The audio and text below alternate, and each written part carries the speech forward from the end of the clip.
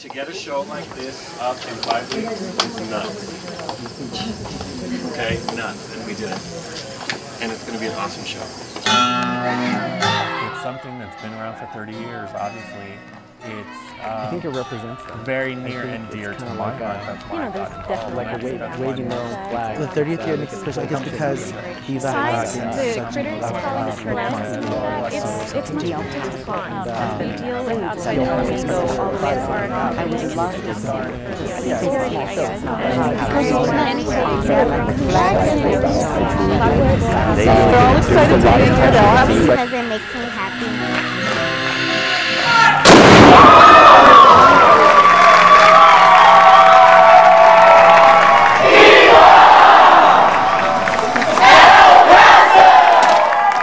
Viva El Paso is the retelling of El Paso's 400-year history. 400 years of history. 400 years of history. The story of 4 cultures. Native American. Spaniards who came to make the babies with the Indians to produce Mestizos. Western. Through drama, song, and dance held at an outdoor theater every summer. Opening night. It's the first time we perform in front of more than 2 people. it's an actually paying audience, people coming to be entertained and are expecting to be entertained. You've got 50 to 55 cast members, 12 to 15 techs, 5 weeks of rehearsal.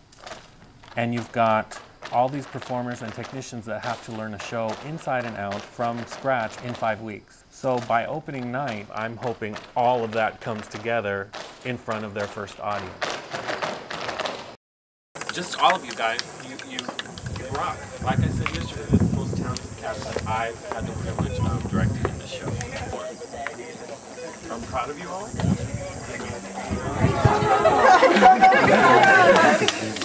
Have a good show.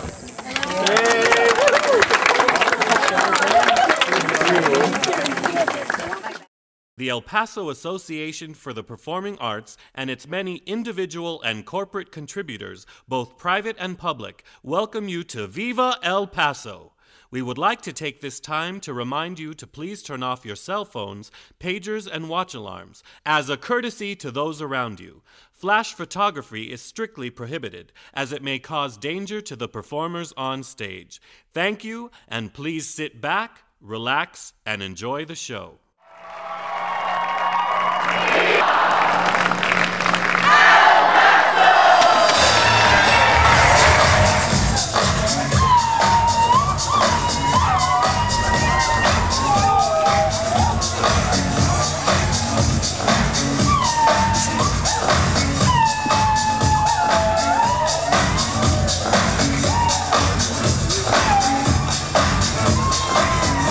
Ladies and gentlemen, we begin our show with a tribute to our city by honoring the great nations and cultures of which, in the past 400 years, have called El Paso their own.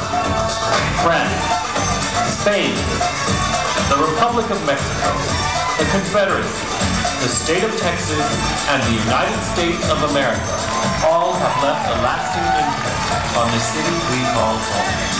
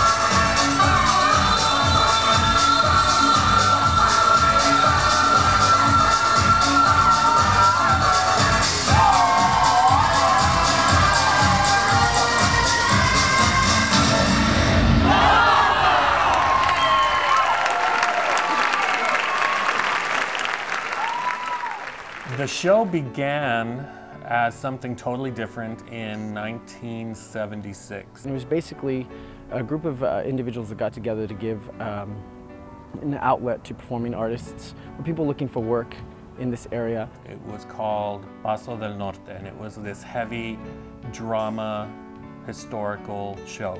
Later on in 1978, they felt that it was too kind of drab, and they changed it to what is now Viva El Paso. And it just grew from there. It actually was more of a vaudeville type show where they did just different segments of, you know, specialty acts. It loosely, back then, had the same elements that we feature in the show today. And over the years, mainly the 80s, it turned more into Viva El Paso, the show that we have today. And through the 80s and the 90s, it developed more. We developed the script, did some actual research and history. Through those years, we've had our ups and downs, and we're currently on our way back up. This summer, we did celebrate our 30th anniversary. We have a brand new show, brand new numbers, brand new costumes. It was something special for me because, like I told you, I was here for the 15th year, for the 20th year, for the 25th. So little by little, I noticed the differences from every 5 years. And this was one of the good ones, definitely. It was one of the best ones. Past people who have done Viva, and it was good to work with them and for them to be a part of it. So I think the whole thing turned out great as a whole. I think every year is special. It's not necessarily just because it's like a multiple of 5. Streamers, we had streamers, lots of streamers. This year was a great year because we had a significant powerhouse of singers. 30 years is a long time, so this show's been going on for a very long time. And it keeps going, and it's going stronger. And we're hoping to celebrate, 30 more in the future. A lot of people argue that the star of the show itself isn't necessarily the cast members, but it's the mountain, it's the background and the scenery, and a lot of people come just because of the atmosphere. Where else can you go see a show which is outside, outdoor? It's very rare. It's very essential in the elements of the show, and we've had the show here for 29 out of the 30 years that Viva El Paso has been in existence, and a lot of people come out just to view the scenery, and it's a wonderful stage to perform on. I wouldn't have performed the show anywhere else. It's a lot more complex than I think people understand or realize. I mean, the show has, the mountain, it's taking place at the canyon, it's aesthetically gorgeous, but at the same time, it kind of adds an extra danger. Anything can go wrong here. I mean, anything can go wrong in any theater. But in an outdoor theater, if something goes wrong, it could be life or death. I've seen ambulances back here, I've seen firemen back here, I've danced with blood pouring out of my shoe. Where it's indoors, you don't have to deal with bugs flying around, and you don't have to deal with rain affecting anything, wind. The animals, scorpions, insects, anything that would mess up a show that's otherwise indoors. You've got all these other outside elements that you have to deal with on top of getting a show ready. I think most people kind of don't really think about the people that are behind the scenes because you're not supposed to know that they're there. But technicians are vitally important to the show because they're the ones that make sure that set pieces go on and off stage, that the lights turn on, that the sound is taken care of, and essentially we're the eyes and ears backstage, and that if anything happens or any major crisis comes up, that it's taken care of without the audience ever really knowing, so that audience goers come in and have a great time.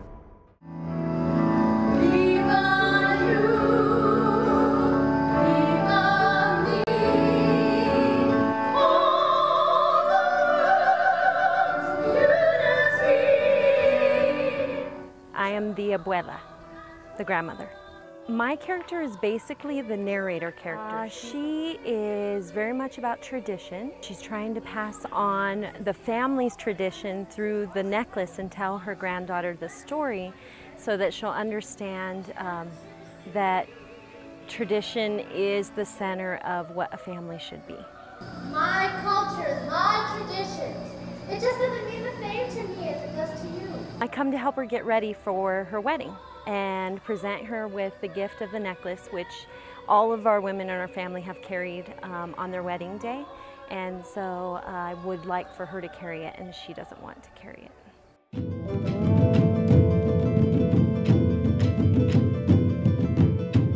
I play Tadimo. She's in the first Native American couple. They're nomads. Her husband's father, who's the chief of the tribe, becomes really ill, and she wants a place to stay because she knows that she's with child but hasn't told her husband yet. They're the first ones to plant the tree, and that's where the story begins. The tree is supposed to symbolize the growth of, what we've become from Native American to what we are now. He decides that it is right for them to stay here instead of move on, and that's where the whole tree comes into perspective, and we plant it and start our family here. I am not chief, and I will make this land our home. The Indian segment, it's very creative and visual. It explains the creation of mankind through the views of the native people. I play the shaman, which is I'm trying to explain how we all came about. Something on a more supernatural level, because we talk about gods and we talk about spirit. And it just introduces the show as a whole, the culture of El Paso.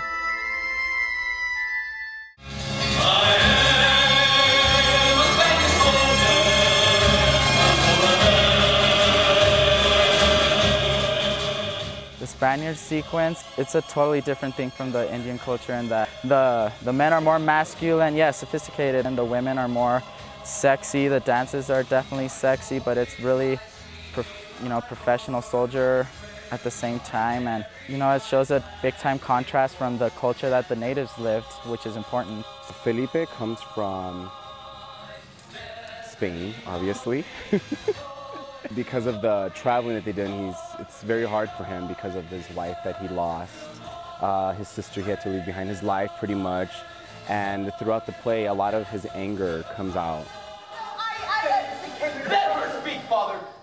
There's another pair of Indians that comes out first, and my character is their descendant through, I think, three generations after that. And she's the first of that family to encounter Spaniards. He falls in love, actually, with an Indian, and their love was kind of taboo at the time. Because there's such a big difference between the two cultures, it makes a relationship between the two much more difficult.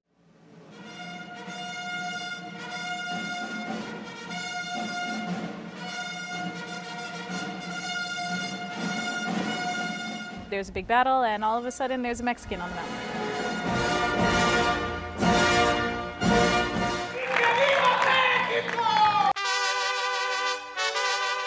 My character is turning 15, and it's her first party. A few days prior to her party, she met a boy.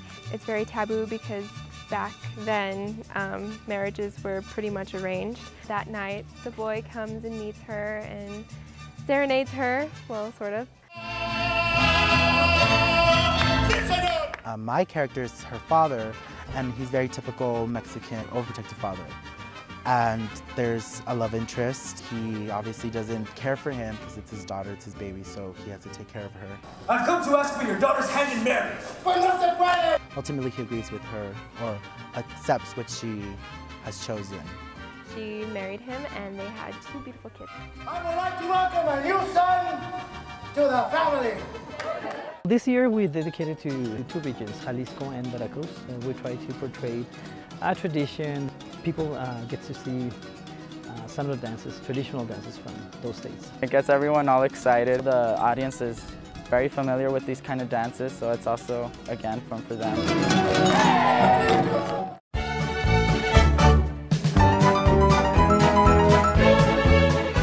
And Western is more like crazy, wacko, showing stereotypical cowboys. My character in the show is Richards, Captain Richards. He is a captain that is sent to El Paso to explore Fort Bliss because they had just built it and it's the new station. So I come and I end up falling in love with this girl. Her name is Maria. My character is Maria. She falls in love with Richards. Her parents try to protect her as much as they can. May I ask permission to call on your daughter? Go! Miserably! In the end, Richards and Maria get together. The storyline continues with the bride getting married and the abuela as an older lady. Alice Abbott is a feisty little member, and she's one of the villains. She's one of the madams. She's fighting over Bessie Colvin with Miss Etta Clark. and she's not going to be second best, so she's going to do everything in her power to get her back. My Parisian parties!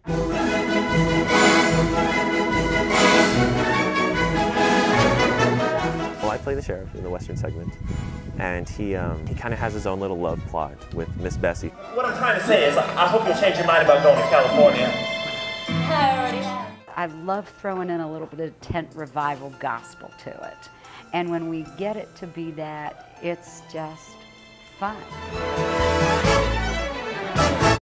Response has been the best. Attendance this year almost doubled compared to last year. When we go all the way up to the top and wait for the people to come out, they really are appreciative. It makes me happy. They all have smiles right now, so that's a good sign. Every time I tell someone about El Paso, I have to tell them that I always come to this great show. It's just a nice evening out, and it's just beautiful. The people of this region have something special about them that I've not seen anywhere else. We represent all those people that had influence in this area and will continue to have influence in this area. It's a great place, and I think the show definitely shows that. It gives El Paso something to call their own. This is an institution that we should support, celebrate, and honor. Viva has been such a bookmark in El Paso's entertainment that people expect the show every year. People come to see it. People know what Viva El Paso is. I'm really going to miss the show, and I'm going to miss the people, and I hope to come back and be able to see where it's gotten to. It's something that the city and its visitors look forward to every year, and as long as I'm around, I'm going to make sure that that happens.